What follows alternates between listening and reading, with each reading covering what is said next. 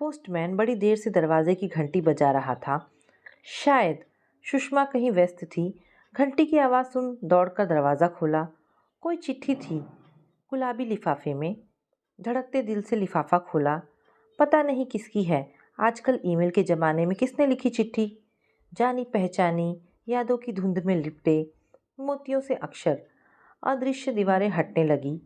एक चेहरा उभरने लगा यादों में। नेहा, वो गोल मटोल भोला भाला सांवला सौंदर्य मानो मुस्कुरा उठा। कैसी हो मौसी? मुझे भुला दिया ना? यादों के खजाने में दफन मेरी यादों को मुक्त करके मुस्कुराओ ना मौसी। आ रही हूँ आपके पास, अपनी माँ के पास। 18 को मेरी शादी है, आपके ही घर से। समय कम है, बस तैयारियों में व्यस्त हो जाओ। मिलूंगी जल्दी ही। हाँ हाँ, यह अपनी नेहा ही है। ऐसे ही बातें करती थी हमेशा पगली। सुषमा भौचक थी। हंसे या रोए, जिसके खो जाने पर पल पल उसकी यादों में रातों रोती रही। वह अचानक यूं मिल जाएगी, सोचा ना था। आंखों से बहते आंसू उस पत्र को भिगोते रहे। वह चुपचाप खड़ी सोच रही थी। अचानक कंधे पर अजय का हाथ महसूस कर चौंकी। किसकी चिट्ठी है सुषमा? उसने चुपचाप पत्र बढ़ा दिया। वह भी चकरा कर बैठ गए पलंग पर। आज इतने सालों के बाद कहाँ थी वह, किसके पास थी? पर मन में उमड़ते घुमड़ते इन सवालों का जवाब नेहा ही दे सकती थी। सुषमा ने आंसू पोंछ अजय का हाथ थाम कहा, चलिए समय कम है और शादी की ढेर सारी तैयारियां करनी है। गहने, कपड़े, बारातियों का स्वागत, पता नहीं क्या क्या। सुषमा का गला रुंध गया था। यादें उसके आसपास सावन के बादलों की उमड़ घुमड़ रही थी। वह दिन जब ट्रेन एक्सीडेंट में मृत दीदी और जीजा जी की एकमात्र संतान नेहा को माँ ने उसकी झोली में डाल कहा था, अब तू ही इसकी माँ है, संभाल बेटा। संतान सुख से वंचित सुषमा की आंखें बरस उठी थी। नेहा को कलेजे से लगाए ससुराल लौटी थी सुषमा। अजय ने गले से लगा लिया था उस नन्ही सी जान को। बस उसके सास ससुर ने जल्दी उसे नहीं अपनाया। पुरानी रूढ़ियों में जकड़े उनके विचारों में इतनी जल्दी बदलाव नहीं आ सकता था। अपना वंश, अपने खून की चाहत वे कैसे भुला देते? यह बात वे दोनों अच्छी तरह समझ गए थे। पर नेहा के आने से उनका सपना जैसे साकार हो गया था, क्योंकि वे समझ रहे थे कि प्यार में बड़ी ताकत होती है। बस उनके पूरे घर आंगन में नेहा की किलकारियाँ गूंजी। नन्हे कदमों की आहट से मन का कोना कोना महक उठा। और जब पहली बार माँ कहा नेहा ने, तो वह निहाल हो उठी थी। पर ना जाने कब बड़ी होती नेहा को उसकी सासू माँ ने यह एहसास करा ही दिया कि वह उसकी सगी माँ नहीं, मौसी है। पर यह बात उसके बाल मन ने कभी स्वीकार नहीं की थी। वह चुपके से कभी कभी उसे माँ पुकार उठती। कब नेहा बड़ी हुई, कब स्कूल गई और कब डांस प्रतियोगिता में भाग लेकर लौटते समय वह क्रूर भयानक हादसा उसे याद कर सुषमा कांप उठी। सहेलियों संग हंसती खेलती नेहा जब उनसे अलग होकर गली के मोड़ पर पहुंची, तो अचानक शराब पिए झूमते झामते कुछ सिरफिरों की टोली ने उसे घेर लिया।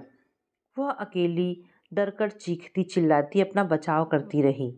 उन भेड़ियों से वे बलिष्ठ थे और उस पर भारी पड़ रहे थे। वह छोटी सी बच्ची सिहनी की तरह उनका सामना करती रही। अपना भारी बस्ता पूरी ताकत से घुमाती रही। दांतों से काटा। अंततः एक बड़ा पत्थर उठाकर उनमें से एक के सिर पर दे मारा। उस 12 वर्षीय किशोरी के अंतर्मन में उस हादसे ने गहरी जड़ें जमा ली थी। सुषमा की गोद में रोते सिसकते रात भर कांपती रही नेहा। ईश्वर ने उसके साहस को नमन कर उसे सुरक्षित बचा तो लिया था, पर उसके कोमल मन ने जो घाव खाए थे वे ही नहीं भर पा रहे थे।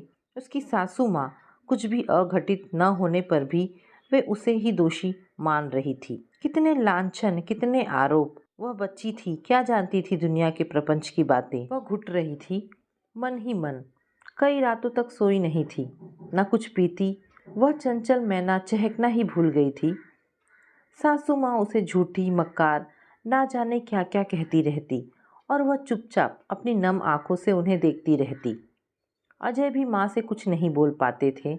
बूढ़ी हैं, पुरानी विचारधारा की हैं, एक दिन सब ठीक हो जाएगा। पर वह दिन कभी नहीं आया और एक रात घर से कहीं चली गई नेहा। सुषमा तो जैसे पागल हो गई थी। अजय रात भर खोजते रहे उसे, पर नेहा तो जैसे पटल में समा गई थी। सुषमा के जीवन की शून्यता पूर्ण नहीं हो पाई थी। वह उसके दीदी की भी एकमात्र संतान, उनकी आखिरी निशानी थी। वह उसके दीदी जीजा की एकमात्र संतान, उनकी आखिरी निशानी थी। उसकी ममता एक बार पुनः पराजित हो गई थी। बाद के वर्षों में सासू माँ नहीं रहीं, फिर ससुर जी, और वे दोनों अकेले रह गए थे। धीरे धीरे अकेलेपन की आदत पड़ गई थी और नेहा की यादें धुंध में कहीं खो गई। गैस पर दूध उबलने रखा था। गर्म चाय से उसका हाथ जलते ही वह घबराकर अपनी तंद्रा से लौट आई। आंसू पोंछ शीघ्रता से कार्य निपटाया।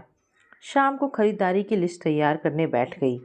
अचानक सुषमा एक उमंग उत्साह से भर उठी।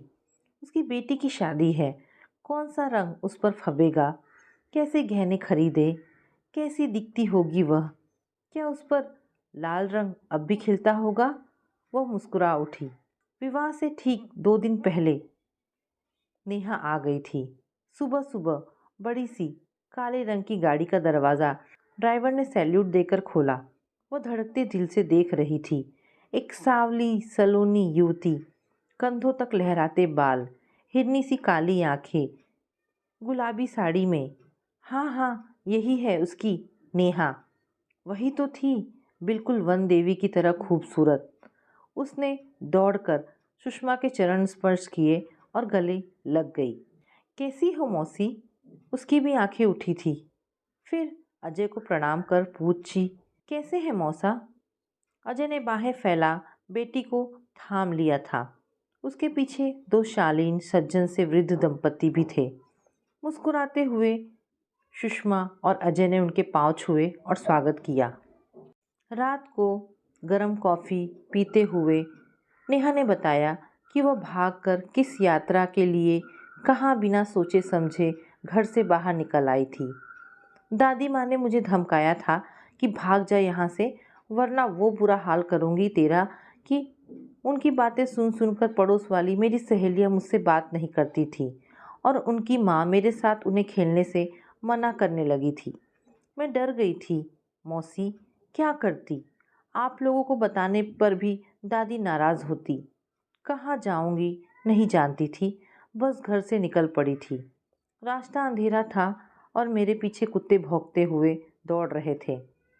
मैं उनसे बचने के लिए दौड़ती दौड़ती रेलवे स्टेशन तक पहुंच गई। सन्नाटा था। मैं एक कोयले वाली मालगाड़ी में छुप गई। रात